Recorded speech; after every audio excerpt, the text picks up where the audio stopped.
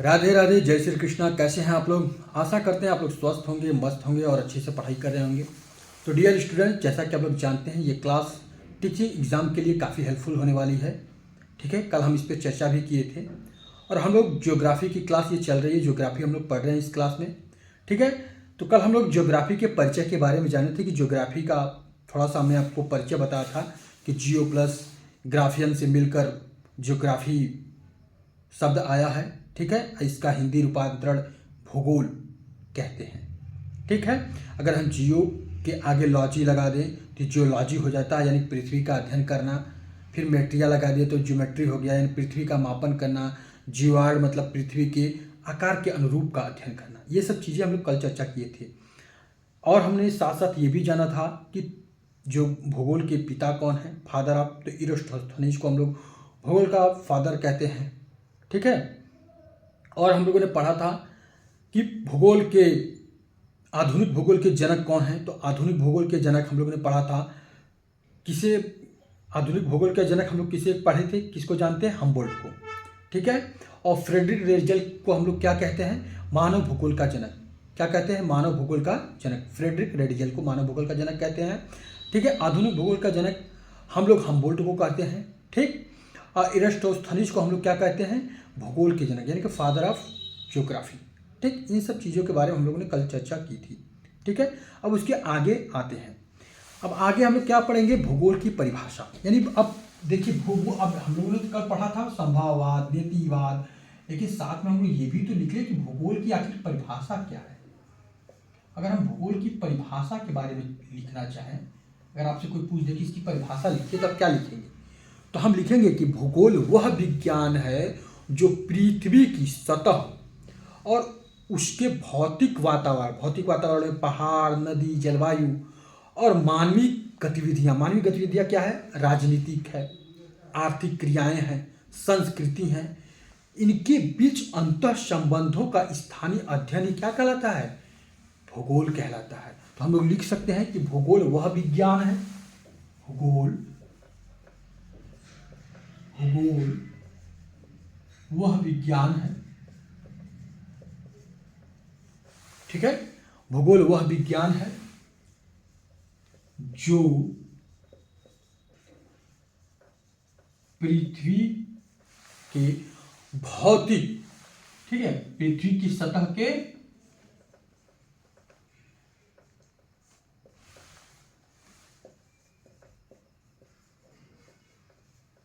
पृथ्वी की सतह, उसके भौतिक वातावरण, भौतिक वातावरण में क्या आ जाएगा? पहाड़, नदियां, ठीक है, झरना लिख सकते हैं। ठीक है, जलवायु लिख सकते हैं।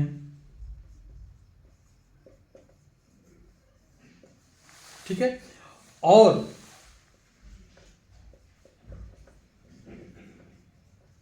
मानवीय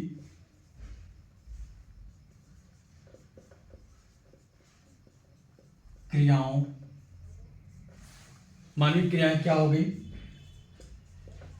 संस्कृति, राजनीति,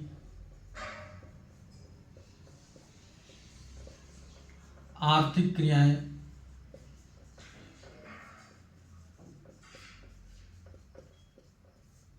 ठीक, के बीच अंतर संबंधों का, के बीच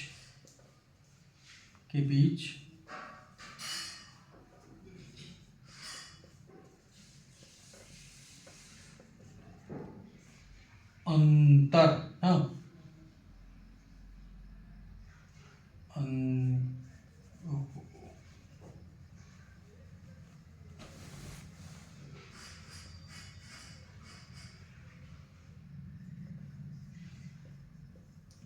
संबंधों का स्थानिक अध्ययन किया जाता है। यानी भूगोल वह विज्ञान है जो पृथ्वी की सतह, उसके भौतिक वातावरण, पहाड़, नदियां, जलवायु और मानवीय क्रियाएं, संस्कृति, राजनीति, आर्थिक क्रियाएं के बीच अंतर संबंधों का अध्ययन किया जाता है, वही भूगोल कहलाता है। ठीक है, यानी अगर हम सरल भाषा में बात करें तो पृथ्वी का वर्णन करने वाला विज्ञान है। क्या है? पृथ्वी का वर्णन करने वाला विज्ञान है। कौन? भूगोल। मोकहाउस, उन्होंने भी भूगोल की परिभाषा सेम यही दी थी। पृथ्वी में उन्होंने कहा था कि भूगोल में पृथ्वी तल का अध्ययन मानवीय निवास के रूप में क्षेत्रीय विभिन्नताओं के आधार पर किया जाता है। किसने कहा था? तो मोकहाउस ने कहा था। ठीक है, तो भूगोल का अगर हम विषय क्षेत्र की बात करें, देखिए हम लोग लाइन बाय लाइन एक एक चीज का अध्ययन करेंगे। आप लोग को घबराने की कहीं जरूरत नहीं है। ठीक है, अब आते हैं भूगोल का विषय क्षेत्र। भूगोल का विषय क्षेत्र क्या है? हम लोगों ने भूगोल के बारे में तो पढ़ लिया इतना, लेकिन भूगोल का विषय क्षेत्र क्या है? देखिए, विषय क्षेत्र ये बहुत इंपॉर्टेंट चीज है। देखिए, हम कह सकते हैं कि देखिए भूगोल का विषय क्षेत्र भौतिक और जैविक। ठीक है, देखिए इसमें भौतिक, अभी ने आपने परिभाषा में लिखा था कि भौतिक और मानवीय क्रियाओं का अध्ययन किया जाता है। यानी कि इसमें भौतिक और मानवीय तत्वों के अध्ययन से मिलकर बनता है। ठीक है, आइए लिख लेते हैं भूगोल विषय क्षेत्र। भूगोल विषय क्षेत्र। भूगोल विषय क्षेत्र के बारे में बात करें तो भूगोल विषय क्षेत्र भौतिक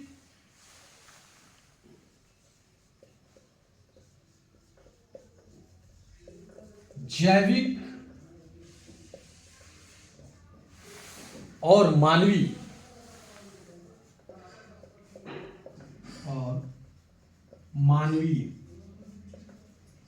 ठीक है तत्वों से, ठीक है, तत्वों से या फिर कह सकते हैं तत्वों के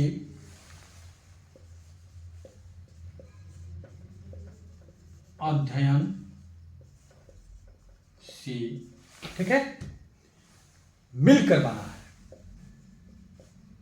मिलकर बना है ना। यानी भूगोल विषय क्षेत्र भौतिक और जैविक और मानवीय तत्वों के अध्ययन से मिलकर बना है।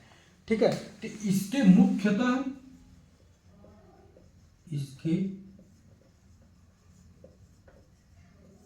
मुख्य दो भाग हैं। कितने भाग हैं? दो भाग। इसके मुख्य दो भाग हैं ना। कौन कौन? एक भौतिक भूगोल पढ़ते हैं हम लोग। क्या पढ़ते हैं? एक भौतिक भूगोल। दूसरा क्या पढ़ते हैं हम लोग? मानव भूगोल। क्या पढ़ते हैं? मानव भूगोल। यही दो चीज हम लोग पढ़ते हैं और इन्हीं दोनों चीजों पे हम लोग चर्चा भी करेंगे। देखिए, भौतिक भूगोल, नाम से पता चल रहा है कि भौतिक भूगोल और मानव भूगोल। अब भौतिक भूगोल का क्षेत्र अलग अलग है। ठीक है, मानव भूगोल में भी मानव क्रियाओं से जुड़ा हुआ भूगोल रहेगा। ठीक है, अगर आपसे कहें कि भौतिक भूगोल में, तो हम लोग जलवायु भूगोल, मृदा भूगोल, ठीक है, जलवायु भूगोल, मृदा भूगोल और उसके बाद विश्व भूगोल, ये सब किसके अंतर्गत आते हैं? भौतिक भूगोल के अंतर्गत आते हैं। किसके अंतर्गत आते हैं? भौतिक भूगोल के अंतर्गत आते हैं। ठीक, तो चलिए हम लोग इसको नोट कर लेते हैं कि भौतिक भूगोल के अंतर्गत क्या क्या चीजें आती हैं, उसके बारे में हम थोड़ा सा देख लेते हैं। तो भौतिक भूगोल के अंतर्गत जलवायु ना भूगोल, और क्या पढ़ते हैं? मृदा भूगोल, और क्या पढ़ते हैं हम लोग? जैव भूगोल। और क्या पढ़ते हैं हम लोग? बताइए फटाक से। तो मृदा भूगोल, जलवायु भूगोल, स्थलाकृति भूगोल।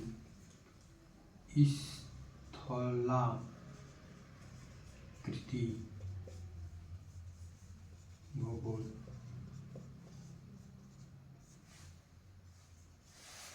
ठीक है। और कुछ समुद्र भूगोल, समुद्र भूगोल। और पारिस्थितिकी भूगोल,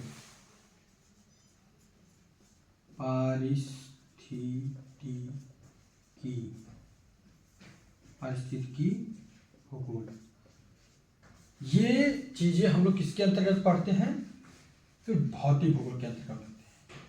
अब मानव भूगोल के बारे में हम लोग क्या पढ़ते हैं? तो मानव की बस्तियां, मानव की संस्कृतियां, मानव की राजनीति, मानव की आर्थिक क्रियाएं, ठीक है, आवासीय भूगोल, प्रादेशिक भूगोल, जनसंख्या भूगोल, ये सब किसके बारे में पढ़ते हैं हम लोग? मानव भूगोल के अध्ययन पर पढ़ते हैं। तो लिख सकते हैं सांस्कृतिक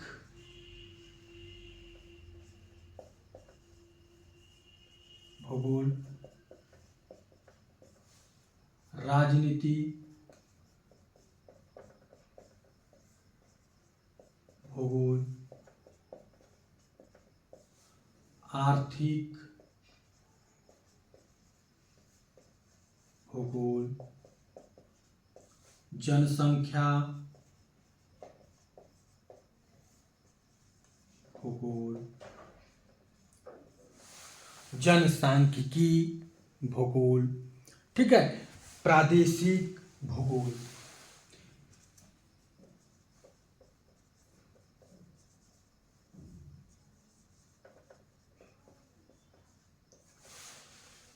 ठीक है।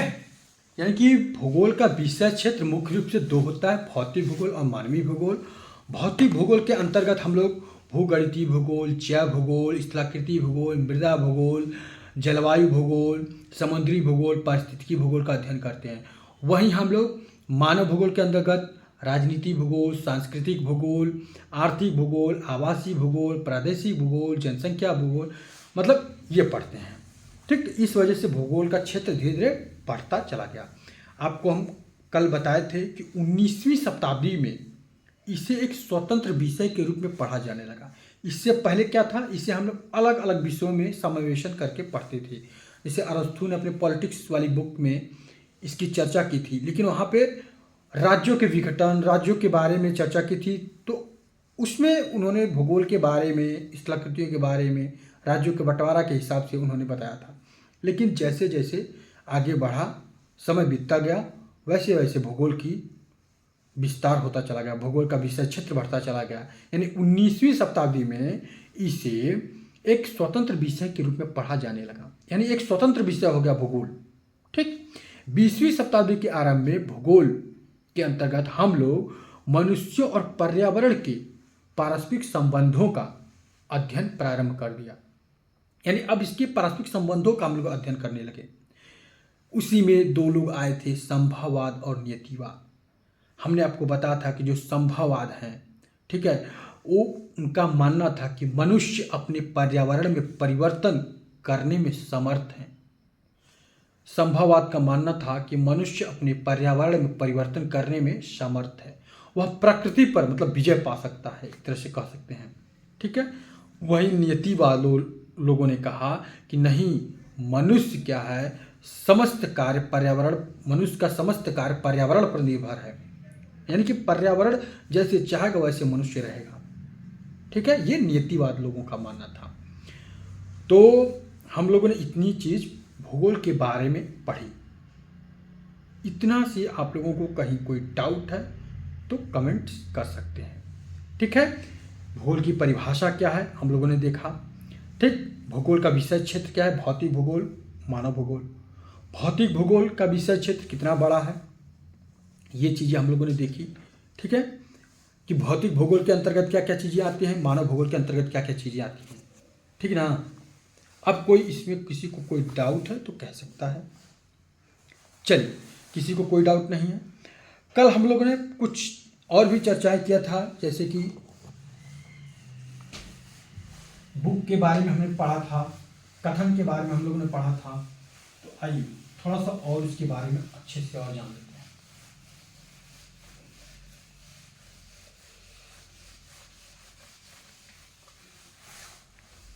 आज थोड़ी तबीयत सही नहीं है, इसलिए थोड़ा सा नर्वस हूँ। चलिए, किताब के बारे में कुछ हम लोग जान लेते हैं कि किताब कौन किसने लिखा था। देखिए, एक किताब उल हिंद एक है, ठीक है, यानी कि इसको भारत का भूगोल कहा जाता है, ठीक है। ये किसने लिखा था? तो अल बरूनी ने लिखा था, ठीक है। किताब उल हिंद, अगर पूछे कि किताब उल हिंद किसने लिखा था, यानी इसे भारत का भूगोल कहते हैं। क्या कहते हैं?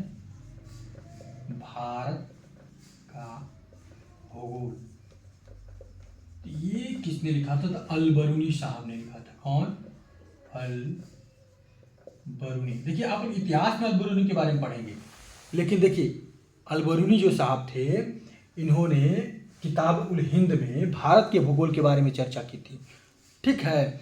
पूछेगा, अगर आपसे मान लीजिए सन भी पूछ ले तो आप लिख सकते हैं कि 1030 ईस्वी में के आसपास में, ठीक है।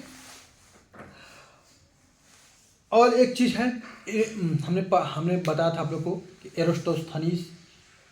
एरोस्टोस्थनीज जो थे, ज्योग्राफिया वर्ड का यूज इन्होंने किया था सर्वप्रथम, इसलिए इन्हें फादर ऑफ ज्योग्राफी कहते हैं, ठीक। अब आते हैं, भारत का प्रथम मानचित्र किसने बनाया था? ये सब कीवर्ड हैं जो कि अक्सर एग्जाम में पूछे जाते हैं। भारत का, ठीक है, आपसे पूछे कि भारत का प्रथम मानचित्र,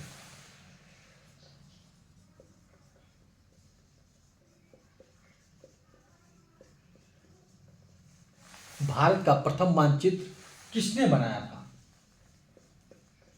किसने बनाया था? आज हम कुछ कीवर्ड देख लेते हैं, फिर कल से खगोल विज्ञान के बारे में हम लोग चर्चा करेंगे। तो ये किसने किया था? तो एनविले। कौन? एनविले ने, ठीक है, एनविले, ठीक। 1752 के आसपास, हाँ 1752, ठीक है, 1752। अगर यही पूछते कि विश्व के मानचित्र पर भारत को किसने दर्शाया था, तो टालमी ने। किसने? टालमी ने, ठीक है। विश्व मानचित्र पर, विश्व मानचित्र पर, ये सब क्वेश्चन बहुत कीवर्ड है। विश्व मानचित्र पर सर्वप्रथम भारत को किसने दर्शाया था?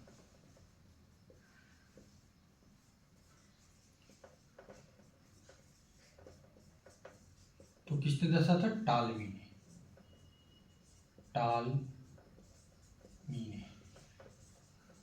टालमी ने क्या किया था कि भारत को विश्व मानचित्र पर दर्शाया था सर्वप्रथम, ठीक है। अगर भारतीय सर्वेक्षण विभाग की स्थापना के बारे में पूछे कि भारतीय सर्वेक्षण विभाग की स्थापना कब हुई थी और किसने की थी, या फिर किसके नेतृत्व में हुई थी, तो आइए इसके बारे में लिख लेते हैं। भारतीय सर्वेक्षण, मतलब भारत के भी लोग भूगोल के क्षेत्र में आए तो उन्होंने लोगों ने भी इस पर अध्ययन करना प्रारंभ कर दिया। तो भारतीय सर्वेक्षण विभाग की स्थापना, ठीक है, कब हुई थी और किसके नेतृत्व में हुई थी? कब हुई थी और पूछता है कि किसके नेतृत्व में हुई थी। तो 1769 ईस्वी में भारतीय सर्वेक्षण विभाग की स्थापना हुई थी, ठीक है। मेजर जनरल रेनेल के नेतृत्व में। किसके नेतृत्व में? मेजर क्योंकि भाई उस समय तो अंग्रेजों का राज था ना। मेजर जनरल, ठीक है, रेनेल, ठीक है, मेजर जनरल रेनेल के नेतृत्व में, लिख दीजिए कि नेतृत्व में किसकी स्थापना हुई थी? भारतीय सर्वेक्षण विभाग की स्थापना हुई थी। इतना से आप लोगों को कोई दिक्कत, कोई डाउट है तो पूछ सकते हैं बेझिझक, ठीक है। देखिए, जो टालमी महोदय थे, यानी कि टालमी सामान्यतः भूगोल एवं मानचित्र कला के सर्वाधिक प्रसिद्ध यूनानी भूगोलवेत्ता थे, ठीक है। किसके भूगोलवेत्ता थे? मानचित्र कला के सुप्रसिद्ध, मतलब एक तरह से मानचित्र कला में बहुत ही विख्यात इनको ज्ञान था, इसीलिए तो इन्होंने विश्व भूगोल पर भारत को सर्वप्रथम दर्शाया था। अब भारत का प्रथम मानचित्र आपका एन विले ने बनाया था, ठीक। अब आते हैं जो एक चीज़ और टालमी के बारे में जान लीजिए कि टालमी प्रथम विद्वान थे जिन्होंने अक्षांश एवं देशांतर रेखाओं पर आधारित विश्व मानचित्र का निर्माण किया था, ठीक। एक चीज़ ये भी नोट कर लीजिए,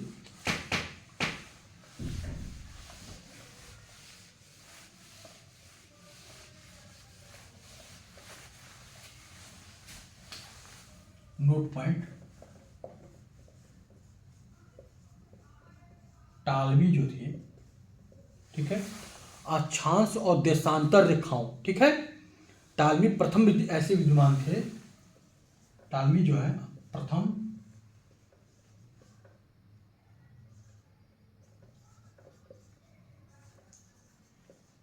ठीक है, ये प्रथम विद्वान थे जिन्होंने अक्षांश और देशांतर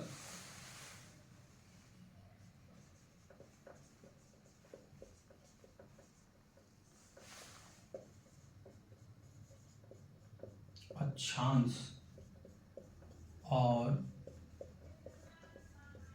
देशांतर, ठीक है, अक्षांश और देशांतर रेखाओं पर आधारित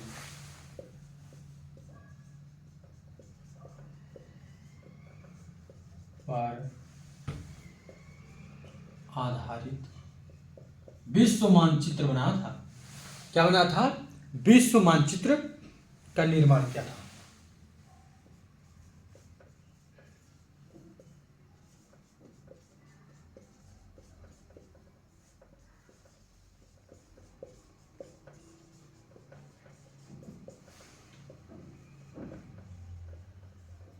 तभी इन्होंने भारत को भी क्या किया था? विश्व मानचित्र के नक्शे पर दिखाया था, ठीक है।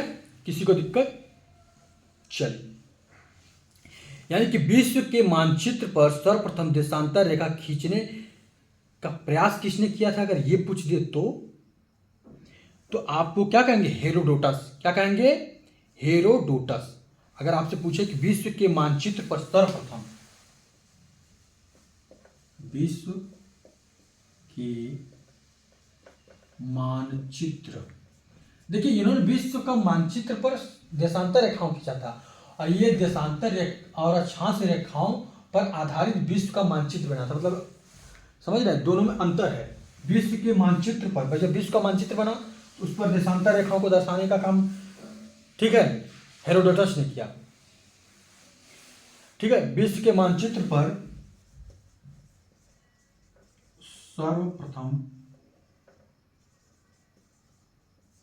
ठीक है, देशांतर रेखाओं को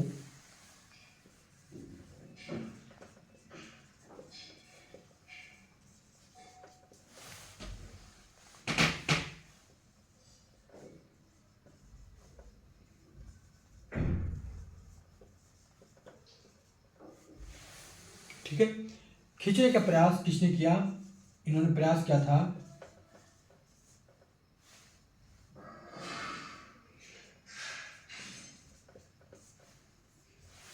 तो हमने क्या था? हेरोडोटस।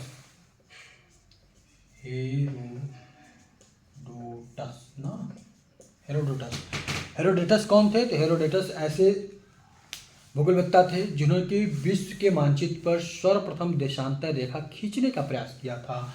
और वही टालमी प्रथम ऐसे विद्वान थे जिन्होंने अक्षांश और देशांतर रेखाओं पर आधारित विश्व मानचित्र का निर्माण किया था। देखिए दोनों में अंतर है, बस आपको समझने की बात है, ठीक। अरस्तु प्रथम दार्शनिक थे जिन्होंने तर्क के आधार पर बताया कि पृथ्वी का आकार गोली है। क्या है? पृथ्वी का आकार गोली है।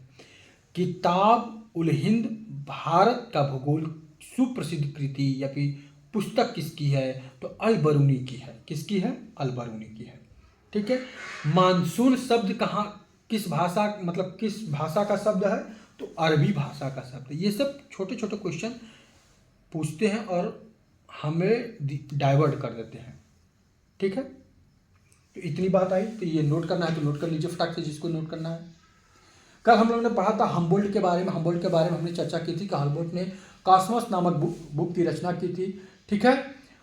और उसी में उन्होंने हम्बोल्ट ने सर्वप्रथम पनामा जल संधि के आर पार पनामा नहर बनाने का विचार किया था।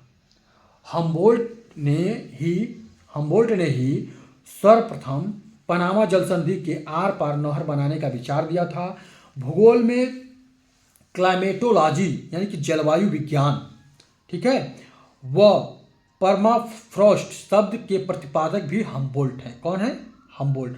हम्बोल्ट ने क्लाइमेट जो जलवायु विज्ञान है यानी क्लाइमेटोलॉजी, ठीक है, शब्द के प्रतिपादक माने जाते हैं हम्बोल्ट को। ठीक है। वे प्रथम व्यक्ति थे जिन्होंने समताप रेखा, कल हमने लिखवाया था समताप रेखा, ठीक है, समताप रेखा को मानचित्र में दिखाया था। ठीक है। यहाँ पे पूछ देता है कि समताप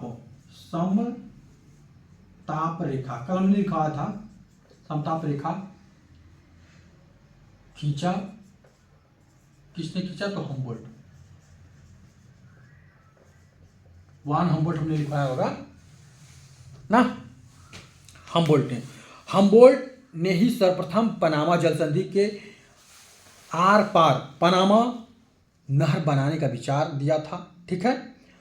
अब आते हैं कार्ल रीटर जो कि हम्बोल्ट के ही समकालीन थे, मतलब जिस समय हम्बोल्ट चर्चा में थे, उनकी वाहवाही हर तरफ हो रही थी, उसी समय कार्ल रीटर भी आए। ठीक है। कार्ल रीटर मानव भूगोल के विकास में बहुत बड़ा इनका योगदान है।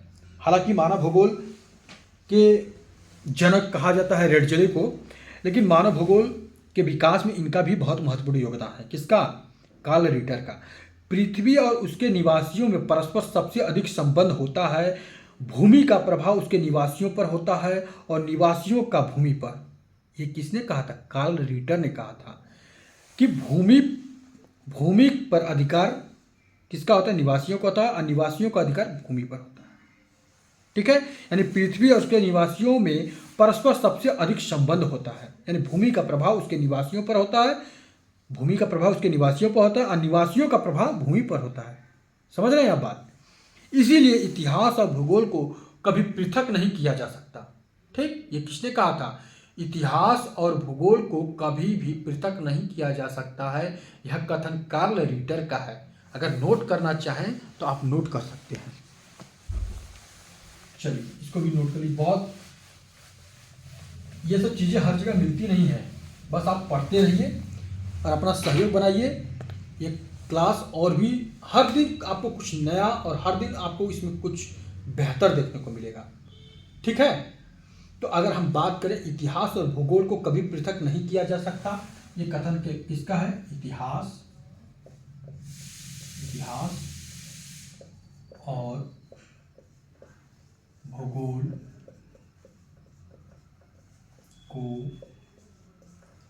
कभी पृथक नहीं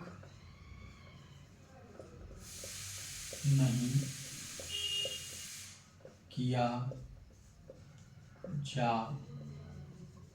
सकता। तो ये किसने कहा था?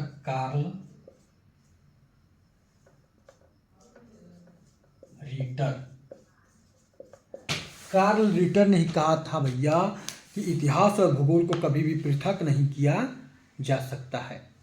ठीक। यानी कि रीटर ने पृथ्वी तल का अध्ययन मानव को केंद्र बनाकर किया था। ठीक है। एक चीज और लिख सकते हैं कि रीटर ने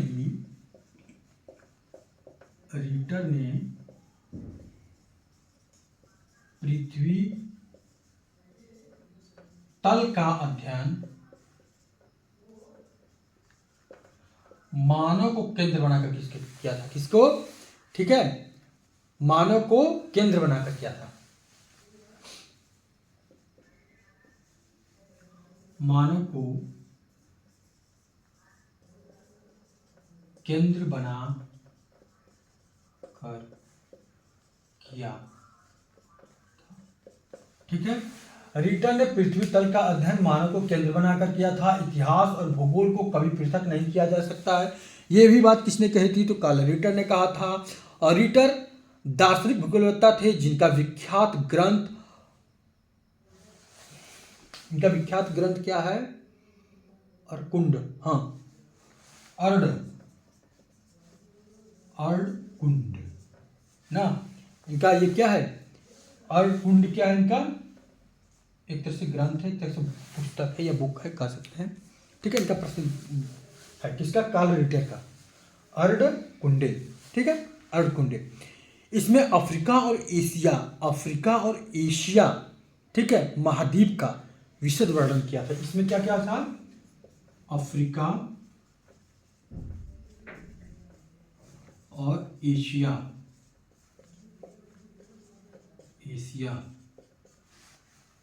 का वर्णन मिलता है।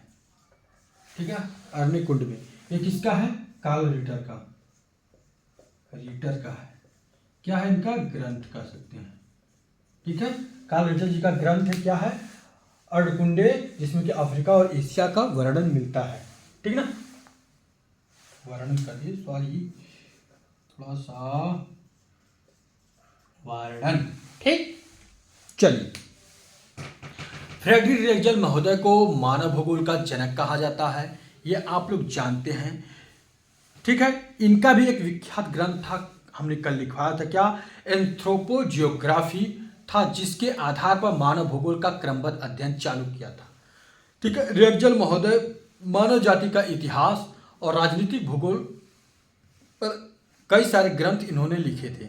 ठीक है, इन्हें ग्रंथ वालरकुंडे में विश्व की मानव प्रजातियों का विख्यात वर्णन किया था। ठीक है, इनका भी एक बहुत ही प्रसिद्ध ग्रंथ है। ठीक है, वालकर कुंडे, इनका क्या है? वालकर कुंडे। लिख लीजिए,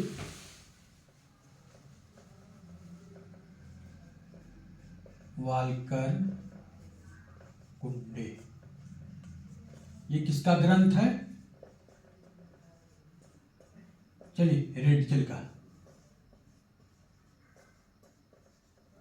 ठीक है, ये रेडजल का ग्रंथ है। ठीक, जिसको हम लोग मानव भूगोल का जनक कहते हैं। मानव भूगोल का जनक, मानव भूगोल का जनक किसको कहते हैं? तो रेडजल महोदय को कहते हैं। इनका ग्रंथ क्या है? वालकर कुंडे। ठीक है, अर्धकुंडे किसका ग्रंथ है? तो रिटर का है। इसमें अफ्रीका और एशिया महाद्वीप का वर्णन किया था। और रेडजल ग्रंथ, ठीक है, वालकर कुंडे ग्रंथ किसका है? रेडजल का है। रेडजल को मानव भूगोल का हम लोग क्या कहते हैं? जनक कहते हैं। ठीक है, ये जो ग्रंथ है, ठीक, जिसका क्या नाम है? वालकर कुंडे। ठीक है, तो वालकर कुंडे ग्रंथ में इन्होंने विश्व की मानव प्रजातियों का विशद वर्णन किया था। हम कह सकते हैं विश्व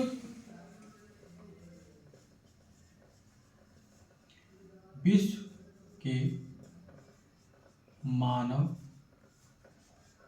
प्रजातियों का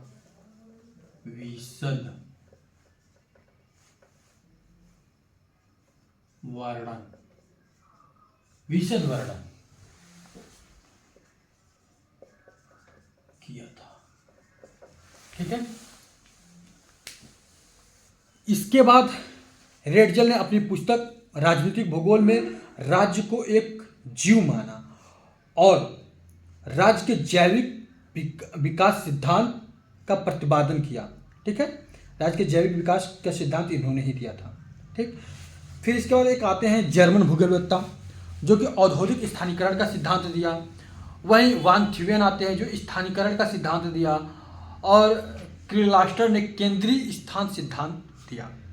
ठीक है, आप लोगों ने पढ़ा होगा नवनिश्चयवाद, संभववाद, नीतिवाद। नवनिश्चयवाद भी एक आया था, जो कि टालमी ने किया था। उसमें उन्होंने कहा था रुको और जाओ की थ्योरी दी। कौन सी थ्योरी दी? रुको और जाओ। ठीक है। रुको और जाओ की थ्योरी किसने दी थी? तो टालमी ने दी थी, ठीक है। ये किसमें? नवनिश्चयवाद में। किसमें? नवनिश्चयवाद में, ठीक है। तो चलिए आज के लिए बस इतना ही। कल हम लोग इसके आगे अब पढ़ेंगे। अब हम लोग ने भूगोल के विषय, क्षेत्र विषय, परिचय, भूगोल की परिभाषा, ये सब देख लिया, ठीक है।